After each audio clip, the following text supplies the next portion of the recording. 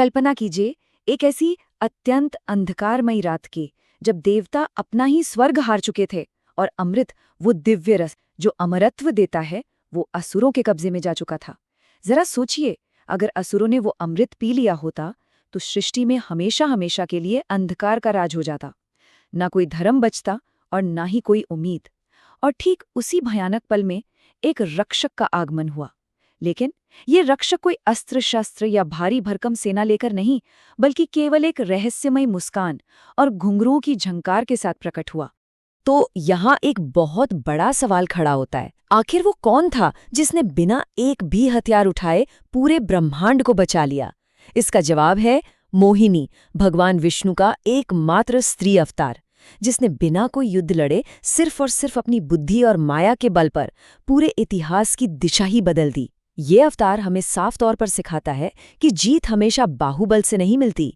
खैर, आइए इस बात की थोड़ी गहराई में चलते हैं।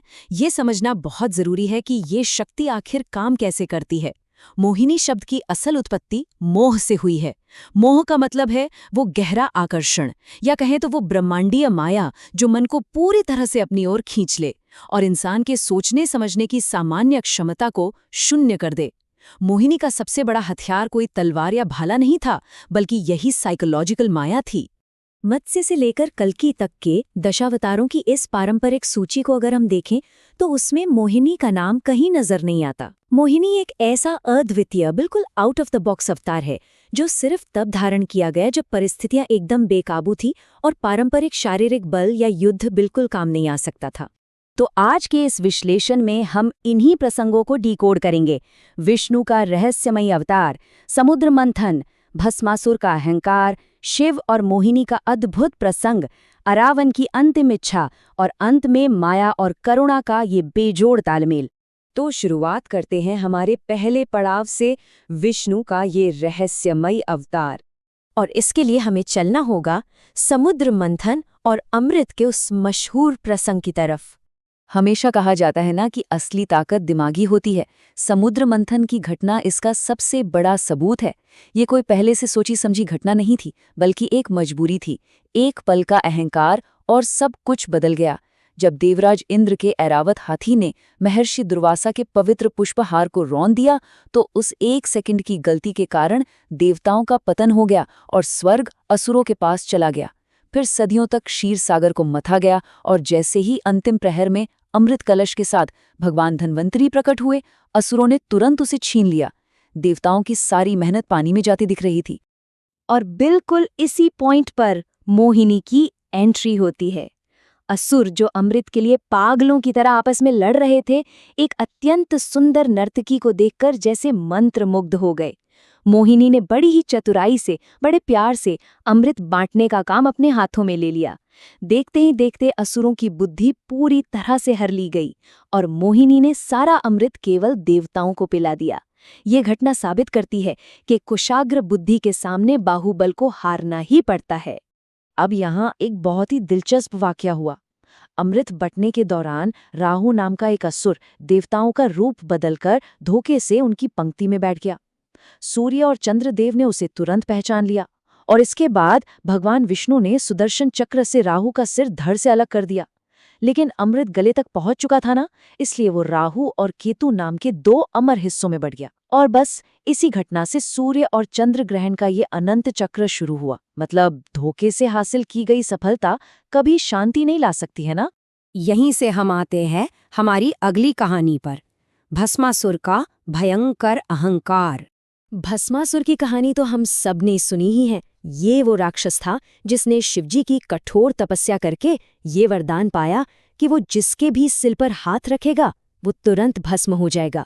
लेकिन लालच देखिए, वरदान मिलते ही वो खुद भगवान शिव को ही भस्म करने के लिए उनके पीछे दौड़ पड़ा। तीनों लोकों में हाहाकार मच गया और तब मोहिनी ने फिर से मोर्चा संभाला। मोहिनी की रणनीति कमाल की थी। एक डांस चैलेंज। भस्मासुर को सिर्फ नर्तकी के स्टेप्स की नकल करनी थी। वो उस माया के आकर्षण में इतना खो गया कि अपना सारा मानसिक संतुलन गवा बैठा। और फिर उसी डांस की धुन में नकल करते करते उसने अपना ही हाथ अपने सिर पर रख लिया और पल भर में राख बन गया। उस राक्षस का अपना ही अहंकार उसका काल बन गया। तो चलिए अब देखते हैं कि शिव और मोहिनी के बीच इस माया का क्या प्रभाव रहा। सच बताऊं तो मोहिनी की यह माया सिर्फ राक्षसों तक सीमित नहीं थी। ये ब्रह्मांडीय माया इतनी अचूक थी कि संसार के सबसे बड़े वैरागी भी इसके असर से बच नहीं सके। जब भगवान शिव को पता चला कि मोहिनी के रूप ने असुरों को इस कदर पागल कर दिया था, तो उन्हें भी वो रूप देखने की जिज्ञासा हुई। लेकिन जब भगवान विष्णु ने वो रूप दोबारा धारण किया, तो महाकाल शिव, जो स्वयं अपनी तीसरी आंख से पूरी सृष्टि को भस्म कर सकते हैं, वो भी उस माया की ओर खिंचे चले गए। ये सीधे तौर पर साबित करता है कि इस ब्रह्मांडीय माया का अधिकार कितना निरपेक्ष और सर्वोच्च है। और ये बात बहुत ही शानदार तरीके से ये दर्शाती है कि हरि और हर की ऊर्जा जब मिलती है तो क्या चमत्कार होता है। हरि यानी भगवान विष्णु का दिव्य और मनमोहक तेज, और हर यानी भगवान शिव की सर्वोच्च वैरागी शक्ति।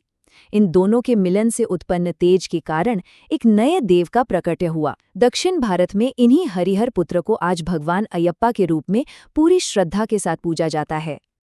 अब थोड़ा सा माहौल बदलते हैं, बात करते हैं अरावन की अंतिम इच्छा की। अभी तक हमने जो देखा वो युद्ध, अहंकार और ब्रह्मांडीय शक्तियों के बारे में था, लेकिन अब इस विश्लेषण के सबसे गहरे और इमोशनल हिस्से की ओर बढ़ते हैं। ये एक ऐसी कथा है जहां मोहिनी किसी को हराने या मारने नहीं, बल्कि एक अंतिम अधूरी इच्छा को पूरा करने आती है। महाभारत के कुरुक्षेत्र युद्ध से ठीक एक रात पहले की बात है। पांडवों को एक महायज्ञ के लिए एक ऐसे क्षत्रिय वीर की जरूरत थी जो खुशी खुशी अपने प्राणों की बलि दे सके। अर्जुन और नागकन्या उलूपी के पुत्र अरावन इसके लिए तैयार हो गए।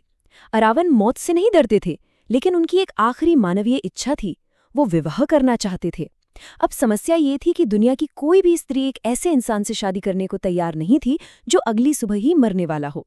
कोई भी सिर्फ एक दिन के लिए विधवा होने का भारी दुख क्यों उठाना चाहेगी। जब कोई भी रास्ता नहीं बचा, तब भगवान विष्णु ने एक बार फिर मोहिनी का रूप धारण किया और अरावन के पास पहुंचे। अरावन ने जब मोहिनी से कहा कि कल सुबह मेरी मौत निश्चित है, तो पता है मोहिनी का जवाब क्या था? मैं जानती हूं, फिर भी आई हूं। सोचिए, इस एक लाइन में कितना वजन है, कितनी गहराई है। ईश्वर ने मौत की ओर बढ़ रहे एक योद्धा की छोटी सी मानवीय इच्छा का सम्मान करने के लिए केवल करुणा और सहानुभूति से भरकर ये रूप लिया। उनका विवाह हुआ और अगली सुबह जब अरावन का बलिदान हुआ, तो मोहिनी ने एक असली विधवा की तरह सच्चे आंसू बहाए और विलाप किया। इसी असीम करुणा और त्याग को याद रखने के लिए तमिलनाडु में आज भी कूतांडवर उत्सव मनाया जाता है। ये उत्सव एक जीता जागता प्रतीक है कि ईश्वर हमारी व्यक्तिगत मानवीय पीड़ा को कितनी गहराई से समझता है और उसे दूर करने के लिए वो किसी भी सीमा तक जा सकता है। तो अब हम आते हैं अपने अंतिम पड़ाव पर, माया और करुणा। अगर इस पूरी चर्चा को एक साथ जोड़कर देखा जाए तो इन चारों घटनाओं में एक बहुत ही स्पष्ट पैटर्न उभर कर आता है। चाहे वो समुद्र मंथन की भागदौड़ हो, भस्मासुर के अंत की बात हो, भगवान शिव का प्रसंग हो, या फिर अरावन का वो भावुक विवाह, हर जगह मोहिनी ने ये साबित किया है कि सच्ची विजय कभी भी शस्त्रों के शोर से नहीं मिलती। वो मिलती है कुशाग्र बुद्धि से, सही माया से और सबसे बढ़कर करुणा से। और इसीलिए इस चर्चा के अंत में विचार करने के लिए एक बहुत ही गहरा सवाल छोड़कर जा रहा हूं। सच्ची शक्ति आखिर बसती कहाँ है? क्या वो हमारे उठाए गए हथियारों में है, या उस करुणा और सहानुभूति में जो हम दूसरों के प्रति दर्शाते हैं?